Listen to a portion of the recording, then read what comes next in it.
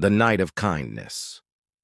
The December wind cut through Chicago like a blade made of ice, carrying with it the bitter promise of the harshest winter in decades. Under the shadowy arch of the old railway bridge, 19-year-old Mira pulled her threadbare, coat tighter around her shoulders, her breath forming small clouds in the frigid air. The concrete beneath her was unforgiving, cold seeping through the layers of cardboard she had carefully arranged as her makeshift bed. She had been living here for 8 months now, ever since the group home had aged her out of the system on her 18th birthday. The bridge offered some shelter from the elements, and the rumbling trains overhead had become a strange comfort, a reminder that the world kept moving, even when hers had stopped. Tonight felt different, though.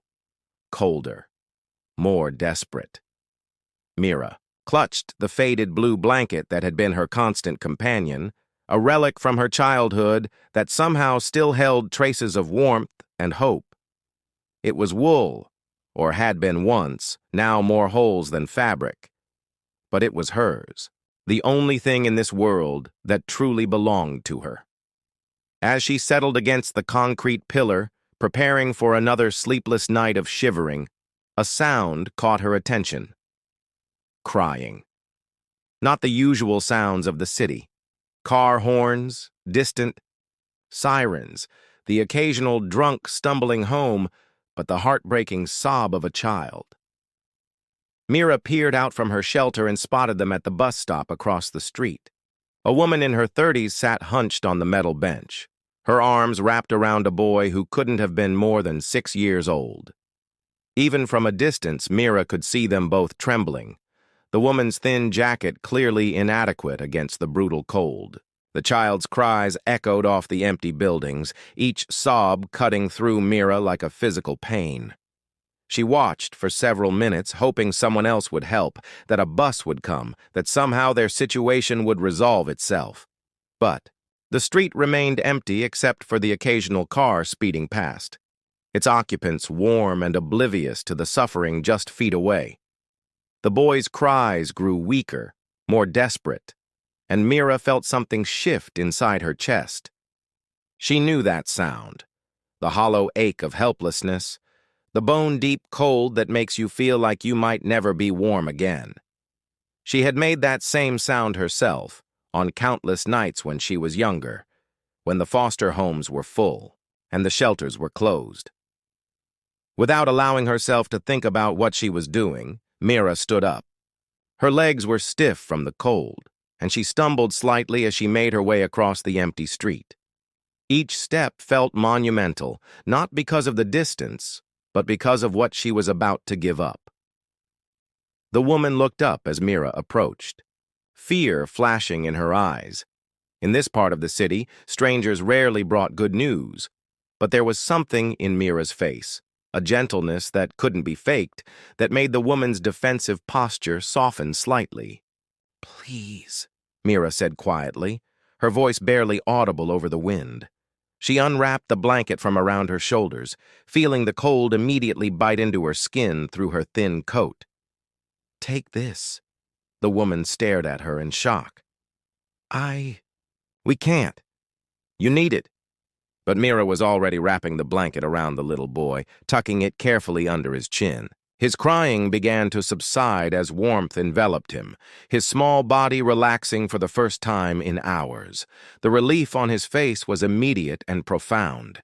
"He needs it more," Mira whispered, stepping back. The cold hit her like a physical blow, but the warmth spreading through her chest more than compensated. For the first time in months, she felt like herself again, like the person she used to be before the world had worn her down to nothing. The woman's eyes filled with tears. "Thank you," she breathed. "I don't know how to thank you." Mira smiled, a real smile that reached her eyes. "Just keep him warm." As she turned to walk back to her shelter under the bridge, Mira didn't notice the black SUV parked in the shadows nearby, or the man sitting inside who had witnessed the entire exchange. She was too focused on the spreading cold, on the long night ahead, and on the unexpected lightness in her heart, despite having given away her most precious possession. The unexpected encounter Vincent Harper had been sitting in his SUV for 27 minutes, waiting for his driver to return from the pharmacy. The charity gala had run late, and Marcus had developed a splitting headache during the drive home. Vincent didn't mind waiting. After 14 hours of networking, forced smiles, and writing checks to causes he barely had time to understand, the silence was welcome. At 35, Vincent had built Harper Technologies from a college dorm room idea into a multi-billion-dollar empire. His company's artificial intelligence software powered everything from medical diagnostics to autonomous vehicles. He was used to solving problems with algorithms, data analysis, and strategic thinking. Human suffering, however, had always felt beyond his expertise. Tonight's gala had been for homeless youth services, one of dozens he attended each year. He wrote the checks, shook the hands, posed for the photos, and went home feeling like he had done his part. It was transactional. His money for their cause, everyone satisfied, no one's life actually touching his. But then he saw the girl. From his tinted windows, he watched the entire scene unfold. The young woman emerging from under the bridge, her movements hesitant but purposeful. The way she approached the mother and child with open hands, no agenda except kindness. And then the moment that would replay in his mind for months afterward, her wrapping that pitiful excuse for a blanket around the shivering boy, stepping back into the bitter cold with nothing but a smile. Vincent had witnessed business deals worth hundreds of millions, had seen technological breakthroughs that would change the world, had stood in rooms with presidents and prime ministers. None of it had prepared him for the raw power of watching someone give away everything they had to a stranger. He sat there for several more minutes after the bus finally arrived and took the mother and child to safety. The girl, she couldn't have been much older than 20, had returned to her concrete shelter, but Vincent could see her through the chain-link fence. She was curled into a ball, shivering violently, her thin coat inadequate against the wind that had picked up since she'd given away her blanket. Marcus returned with his medicine and an apology, sliding into the driver's seat with the practiced efficiency of someone who had been Vincent's driver for 8 years. "Sorry about that, Mr. Harper. Took forever to find an open pharmacy. We can head home now." "Wait," Vincent said, his voice quiet but firm. "Stop here." Marcus looked in the rearview mirror, concern flickering across his features. In all their years together, Vincent had never made an unscheduled stop, certainly never in this part of the city. "Sir?" Vincent was already opening his door. "I'll be right back." The cold hit him immediately, and he pulled his wool coat tighter. It was a coat that cost more than most people made in a month, he realized with sudden shame. He had dozens like it hanging in his closet at home. As he approached the chain-link fence, he could hear the girl's teeth chattering. She had wrapped her arms around herself. But it was clearly not enough. She looked up as his shadow fell across her makeshift bed, fear immediately replacing the exhaustion in her eyes. "Please don't call the police," she said quietly, her voice shaking from more than just the cold. "I'm not causing any trouble. I'll move if I need to." Vincent felt something crack open in his chest. When was the last time he had been afraid of anything? When had he last felt truly vulnerable? This girl was living it every day and still found it in herself to give away her only protection to help a stranger's child. "I'm not here to cause you problems," he said, crouching down so he wouldn't tower over her. "I saw what you did back there for the little boy." Mira's eyes widened slightly. She hadn't realized anyone was watching. "He was cold," she said simply, as if that explained everything. And maybe it did. Vincent pulled off his coat and held it out to her. It was warm from his body heat, lined with cashmere, and worth more than she had seen in her entire life. "Take this." Mira shook her head immediately. "I can't.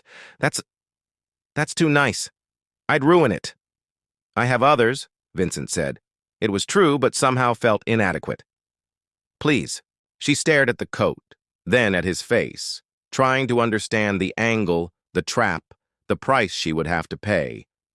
In her experience, nothing good ever came without a cost. But there was something in his eyes.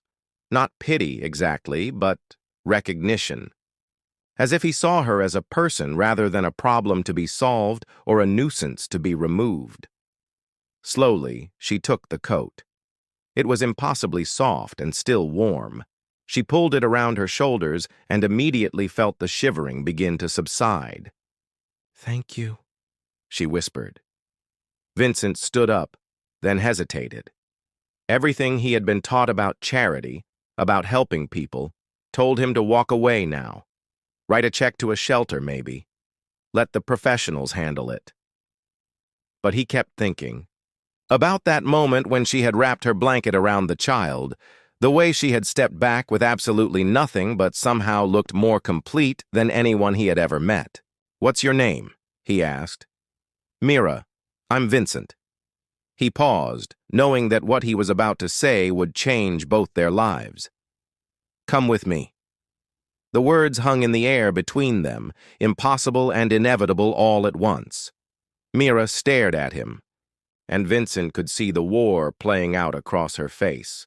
Hope and fear, desperation and pride, the deep-seated survival instinct that told her never to trust, battling against the part of her that was so tired of being cold and hungry and alone.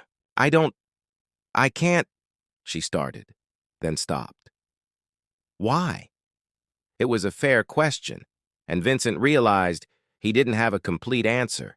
He only knew that watching her give away everything she had to help someone else had shown him something he hadn't seen in all his years of business success and charity galas. He had seen what it looked like when someone truly lived their values, no matter the cost. "Because," he said finally, "I think we might be able to help each other." Mira looked back at her cardboard bed, at the concrete pillar that had been her home for 8 months, at the small collection of belongings that represented everything she owned in the world. Then she looked at Vincent, this stranger in expensive clothes who had witnessed her moment of vulnerability, and responded not with judgment but with kindness. "Okay," she whispered, the word barely audible over the wind. "Okay," as Vincent helped her gather her few possessions and led her to the waiting SUV. Neither of them could have imagined how this single moment of connection would ripple outward, touching dozens of lives and transforming not just their own futures, but the entire landscape of compassion in their city. Marcus said nothing as they climbed into the warm car, though Vincent caught his questioning look in the rearview mirror. As they pulled away from the bridge, Vincent saw Mira press her face to the window, watching her former home disappear into the darkness. "Where are we going?" she asked softly. Vincent realized he hadn't thought that far ahead. "Somewhere warm," he said. "Somewhere safe." It wasn't much of a plan, but it was a beginning. A leap of faith, Grace Moreau had been Vincent Harper's personal assistant for 3 years, but she had been fighting for the forgotten and overlooked for much longer. Before she managed Vincent's calendar and fielded his calls, she had spent 7 years as a social worker, advocating for children aging out of the foster system, finding homes for families on the brink of homelessness, and learning that sometimes the system designed to help people could fail them in the most devastating ways. The call came at 2:47 a.m. "Grace, I need your help." Vincent's voice was strained, uncertain in a way she had never heard before. "I know. It's late, but this is important." Grace sat up in bed, instantly alert. In her years working for Vincent, he had never called her at home, let alone in the middle of the night. "What's wrong? Are you hurt?" "I'm fine. I'm bringing someone to the penthouse. A young woman. She's been living on the streets and she needs help. Real help. I need you to meet us there." Grace was quiet for a moment, processing this information.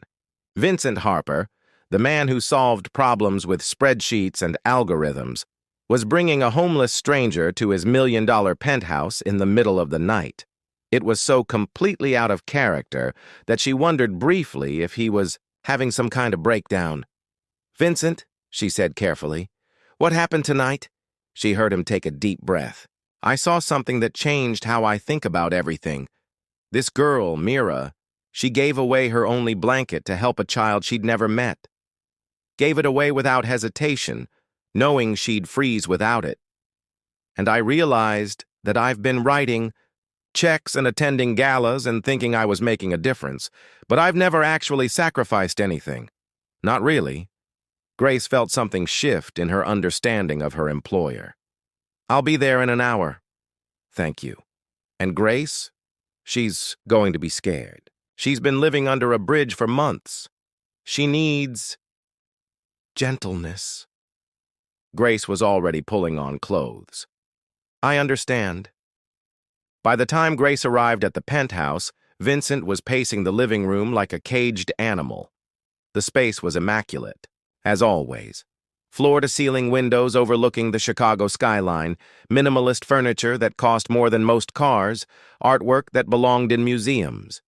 It was beautiful and impressive and completely intimidating, especially for someone who had been sleeping on concrete for the better part of a year. "She's in the guest bathroom," Vincent said without preamble. "Taking a shower. I gave her some of my clothes, but they don't fit right. She's smaller than I realized. Younger, too." Grace could hear the guilt in his voice. "You did the right thing, bringing her here." "Did I?" Vincent ran a hand through his hair.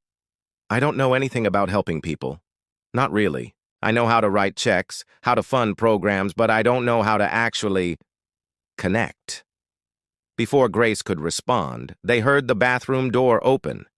Mira emerged hesitantly, swimming in one of Vincent's Harvard t-shirts and a pair of his sweatpants rolled up multiple times. Her dark hair was clean but still damp, and without the grime and exhaustion that had marked her on the streets, Grace could see that she was even younger than Vincent had indicated.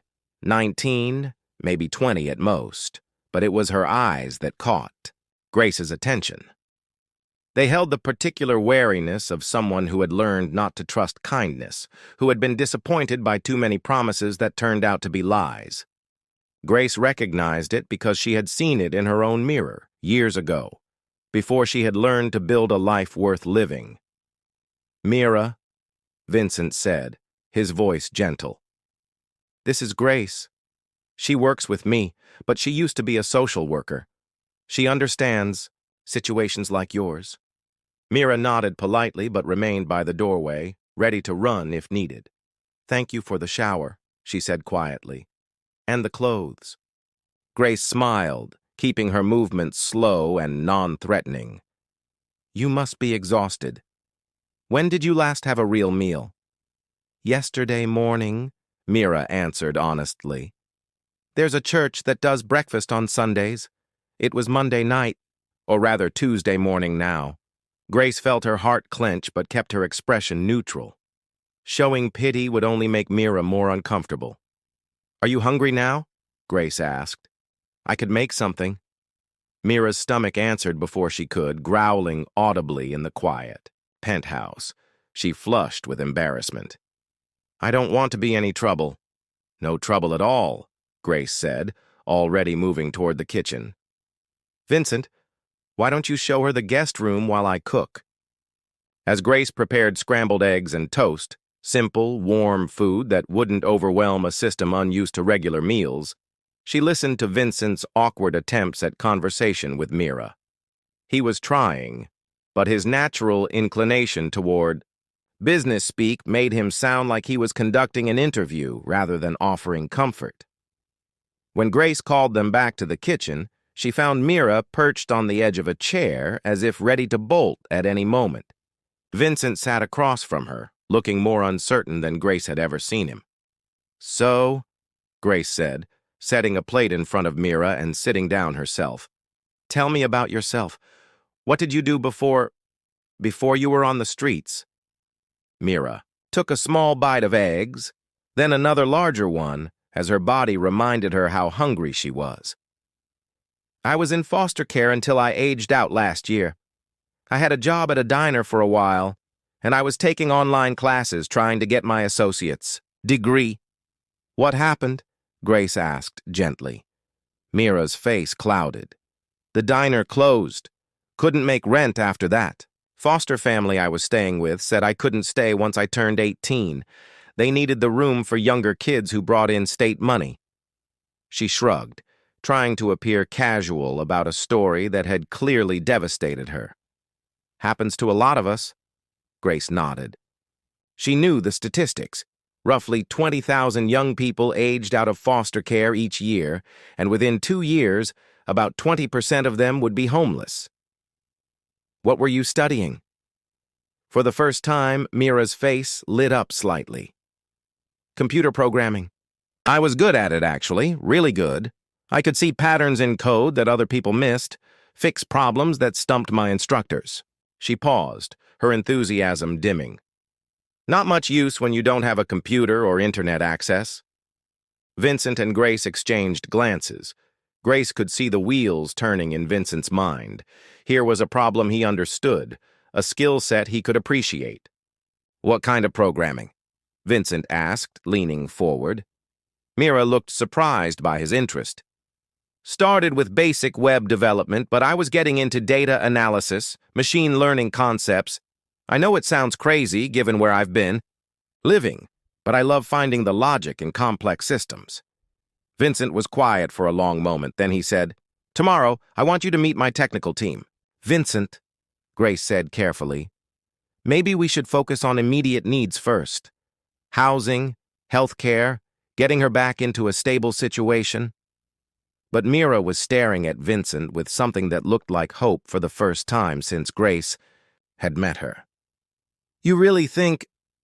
could I actually..." "I think," Vincent said, "that talent like yours shouldn't be wasted because of circumstances beyond your control. I think everyone deserves a chance to show what they're capable of." Grace watched this exchange with growing understanding. Vincent had found his connection point. Not charity exactly, but recognition. He saw something in Mira that he valued, a mind that worked the way his did, and that changed everything. "But first," Grace interjected, "we need to get you some clothes that fit, a phone, identification papers if you need them, the practical stuff." Mira nodded, tears threatening at the corners of her eyes. "I can't believe this is real," she whispered. "It's real," Vincent said firmly. "But I need you to understand something. This isn't charity. If you have the skills I think you do, then you'll earn whatever opportunities come your way. I'm not looking for a pet project. I'm looking for talent." Instead of being offended, Mira sat up straighter. "I understand. I don't want charity either.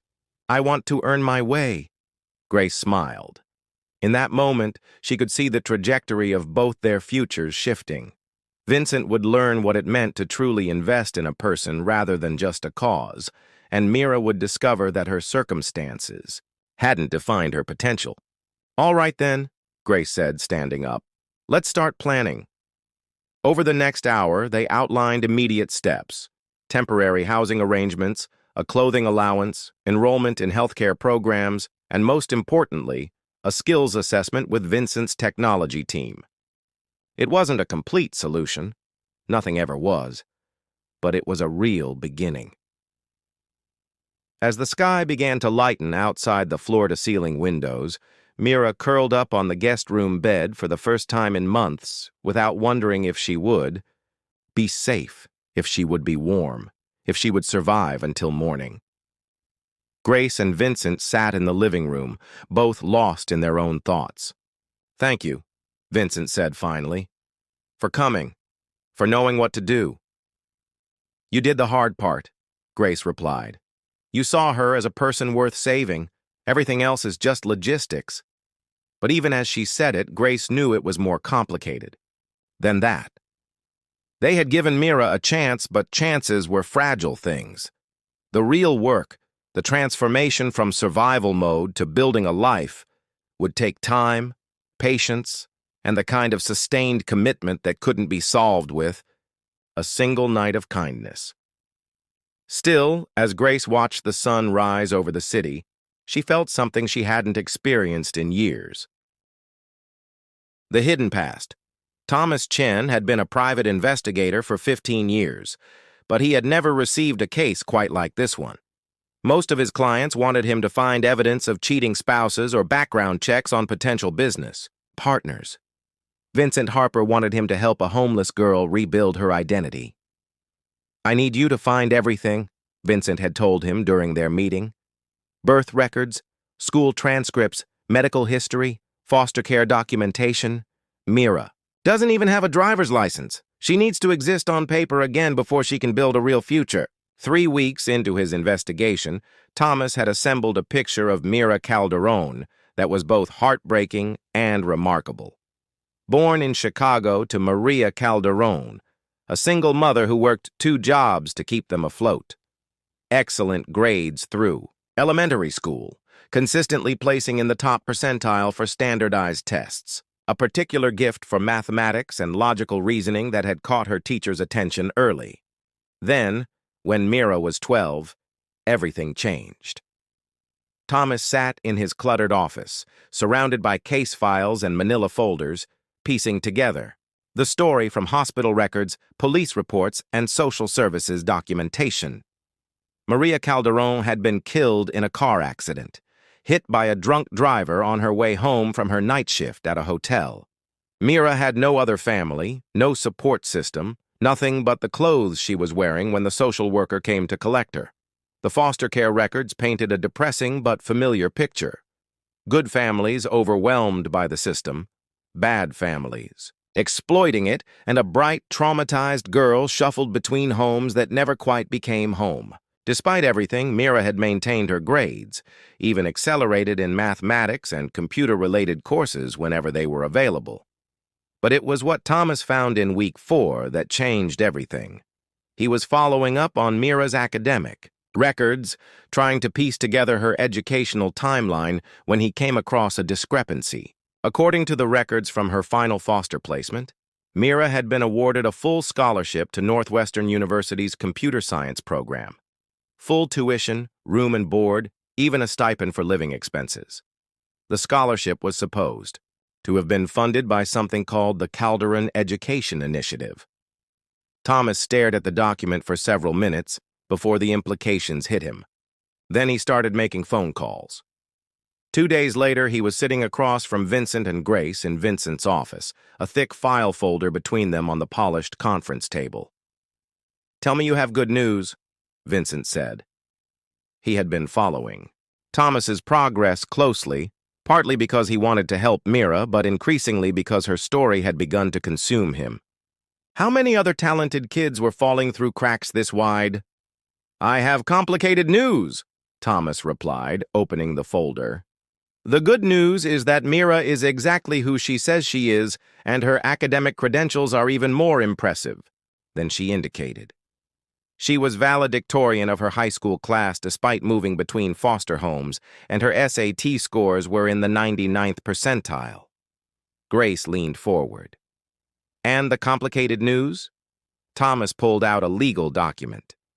"She was awarded a full scholarship to Northwestern University. Full ride, everything paid for. The scholarship was supposed to start last fall." "Supposed to?" Vincent's voice was carefully controlled. The scholarship was funded by the Calderon Education Initiative, which was established by a generous donor, specifically to help foster children transition to higher education. The fund had enough money to support 20 students per year for the next decade. "What happened to it?" Grace asked, though Thomas could see in her expression that she was already guessing. "The money disappeared. All of it. Nearly $2 million, gone from the account 3 months before Mira was supposed to start school. The fund administrator claimed there had been some kind of clerical error, that the scholarship had been awarded in mistake, that the money had never existed in the first place." Vincent stood up abruptly, walking to the window. "Someone stole it." "That's what I think." "Yes, but I can't prove it yet." The administrator, a man named Bradley Hensworth, has covered his tracks well. Multiple shell companies, offshore accounts, layers of legal protection. And Mira never knew, Grace said quietly. She thinks she just wasn't good enough, wasn't worthy of the opportunity. Thomas nodded. When the scholarship was revoked, she was told it was due to changing eligibility requirements. No further explanation. She had already aged out of foster care, was working at the diner, planning her whole future around this opportunity. When it disappeared, everything fell apart. The room was quiet for several minutes. Vincent stood with his back to them, staring out at the city skyline. Grace could see the tension in his shoulders, the way his hands were clenched at his sides. "Find him," Vincent said finally, his voice low and dangerous. "Find Bradley Hensworth. Find the money, and find every other kid who was supposed to get that scholarship." Thomas nodded. "What do you want me to do when I find them?" Vincent turned around, and Grace saw an expression on his face she had never seen before.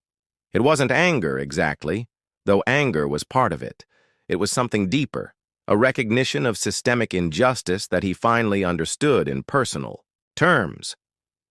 "We're going to make this right," Vincent said. "All of it." Over the following weeks, Thomas's investigation expanded beyond Mira's case.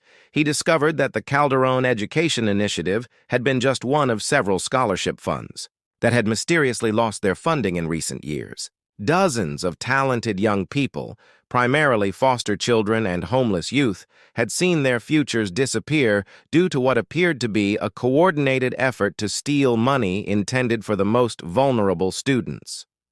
The deeper Thomas dug, the more connections he found. Bradley Hensworth was part of a network of individuals who had been systematically looting educational funds, charity accounts, and social service budgets. They targeted programs designed to help people with no advocates, no lawyers, no one to fight for them when the money disappeared. Meanwhile, Mira was thriving in ways that amazed everyone around her. Vincent's technical team had given her a skills assessment that confirmed what he had suspected. She had an intuitive understanding of complex systems that couldn't be taught. Within 2 weeks, she was contributing to real projects. Within a month, she was leading discussions about artificial intelligence applications that impressed senior developers. But Thomas could see that she was still haunted by her past, still convinced on some level that she didn't deserve the opportunities she was being given. She worked harder than anyone else, stayed later, pushed herself to prove her worth in ways that spoke to deep-seated insecurity. "She needs to know the truth," Thomas told Vincent during one of their weekly updates. About the scholarship, about why her future was derailed. She thinks it was her fault. Vincent was quiet for a long moment. Will knowing help her heal, or will it just add anger to everything else she's carrying? It was Grace who answered. She deserves to know that her dreams were valid, that someone saw her potential and believed in her enough to invest in her future. Even if that investment was stolen, the recognition of her worth was real, Thomas agreed. And there's something else. I've found 12 other students whose scholarships were stolen from various funds. They're scattered across the city, some homeless, some working minimum wage jobs, some who've disappeared entirely from any system. All of them brilliant kids who deserved better. Vincent nodded slowly. Then we tell her, all of it. And then we figure out how to help not just her, but all of them. When they told Mira the truth about her scholarship, she sat in stunned silence for nearly 10 minutes. Thomas watched emotions play across her face, disbelief, anger, grief for the year she had lost, and finally, something that looked like relief. "So I didn't fail," she said quietly. "I didn't do anything wrong." "You didn't do anything wrong," Vincent confirmed. "You were robbed. Your future was stolen by people who prey on kids like you because they thought no one would fight for you." Mira looked up at him, tears in her eyes, but her voice steady. "What happens now?" Vincent smiled, and Thomas could see the businessman, the strategist, the problem solver emerging. "Now we fight back. We find every kid who was supposed to get those scholarships, and we make sure they get the futures they were promised. And Hensworth? Mira asked. Thomas's smile wasn't pleasant. Mr. Hensworth is about to discover that stealing from vulnerable kids was the biggest mistake of his life. As Thomas watched Vincent and Grace begin planning their response, he realized that this case had become about much more than helping one homeless girl rebuild her life. They were about to take on an entire system of exploitation, armed with resources, determination, and something that Bradley Hensworth had never anticipated. People who refused to let injustice stand unchallenged. The real work was just beginning. The new beginning. 6 months later, Julia Montenegro stood at the podium in the newly opened Calderon Community Center, looking out at a crowd that represented the best of what Chicago could be when it chose to fight for its most vulnerable citizens. The space had been transformed from an abandoned warehouse into a beacon of hope: computer labs, study areas, job training facilities, and transitional housing, all designed with input from people who understood what it meant to need a second chance. "Ladies and gentlemen," Julia said, her voice carrying clearly through the renovated space. 18 months ago, a young woman named Mira gave away her only blanket to keep a stranger's child warm. Tonight, we celebrate how that single act of compassion has grown into something that will change countless lives. In the front row, Mira sat between Vincent and Grace, wearing a Northwestern University sweatshirt and a smile that transformed her entire face. She was 6 weeks away from starting the computer science program that had been stolen from her, but this time she wouldn't be going alone. 12 other students, the victims of Bradley Hensworth's scholarship theft, would be starting universities. Across the country that fall, their educations fully funded by the newly established Harper Foundation. Hensworth himself was facing federal charges for mail fraud, wire fraud, and theft of funds intended for educational purposes. Thomas Chen's investigation had uncovered a network of corruption that stretched across multiple states and involved millions of dollars in stolen educational funding. The FBI had called it one of the most comprehensive takedowns of educational fraud they had ever seen. But for Mira, the legal justice was less important than what was happening in this room tonight. "I want to tell you about some of the people who made this possible," Julia continued. She had been the obvious choice to direct the foundation, a former nonprofit administrator who had spent 20 years advocating for educational equity and social justice. Vincent Harper could have written a check and moved on with his life. Instead, he chose to see a person, not a problem. Grace Moreau could have handled this like any other administrative task. Instead, she chose to invest her heart and experience in building something sustainable.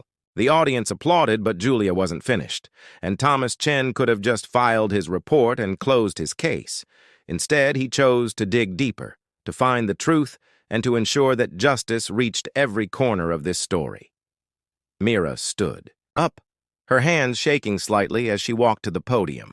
Julia handed her the microphone with an encouraging smile. "I'm not good at public speaking," Mira began, her voice barely audible. Then she seemed to find her strength, standing straighter and speaking more clearly. 6 months ago, I was living under a bridge. I had nothing except an old blanket and the belief that maybe if I was kind enough, if I helped enough people, the universe might be kind to me back." She paused, looking out at the crowd. "I learned that kindness isn't a transaction. You don't do good things to get good things in return. You do them because that's who you choose to be. But I also learned that sometimes when you choose to be kind, you inspire other people to be kind too. And sometimes that creates something bigger than any of us could build alone." The room was completely silent now. Everyone focused on this young woman who had somehow become the heart of a movement. "This center isn't just about me, or even just about the kids whose scholarships were stolen. It's about every person who has ever felt invisible. Every person who has been told they don't matter. Every person who has been failed by systems that were supposed to protect them." Mira gestured to the renovated space around them. These computer labs will teach job skills to people who have been unemployed. The transitional housing will give people a safe place to rebuild their lives. The legal clinic will help people navigate systems that were never designed for them. And the scholarship program will ensure that no one else loses their future because someone decided to steal their dreams. She was crying now, but her voice remained steady. I gave away a blanket because a little boy was cold. Vincent gave me a chance because he believed I deserved one. Grace gave me guidance because she understood what it meant to build a life from nothing. Thomas gave me the truth because he thought I deserved to know it. Julia gave us her expertise because she believed in what we were building. Mira turned to look directly at Vincent, Grace, and Thomas. But here's what I want everyone to understand.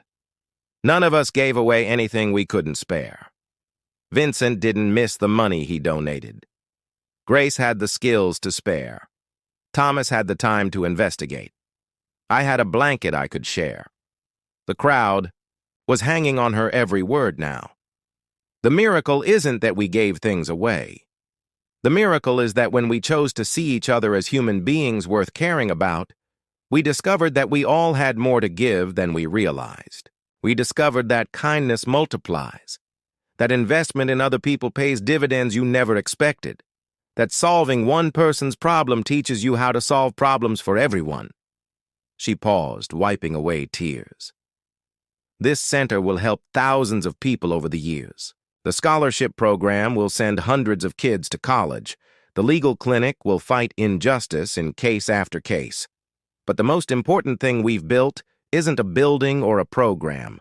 It's proof that ordinary people can choose to see each other's humanity, and when they do, they can change the world. The applause started slowly, then built to a standing ovation that lasted for several minutes. But Mira wasn't focused on the crowd's response. She was looking at the people in the front row who had changed her life, and more importantly, at the dozen other scholarship recipients who represented the beginning of something much larger. After the ceremony, as the crowd mingled and toured the new facilities, Vincent found himself standing with Grace in the computer lab that bore Mira's name.